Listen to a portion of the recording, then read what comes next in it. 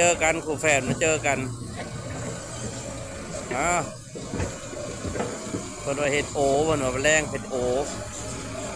โอหน้าโอหลังโอทีให้มันแล้วได้กันเจือนก่อนฟ้าฝนสิมากันเจือนริมโค้งนี่ล่ะยันน้ำโค้งยันแม่น้ำโค้งล้นตลิ่งขึ้นมาต้องเอาหินระเบิดหินภูเขามาเห็ดกันเจือนจักหน่อยเลยเอาเต็มกล่องกับพ่อเด้อพ่อนาเด้อเพิ่นมาเบิ่งคันนี้วัยรุ่นได้ตะวัยรุ่นสูงยาวเข่าอันลาดโอ้ยคนนี้ยังคือสูงแท้คือหุ่นดีแท้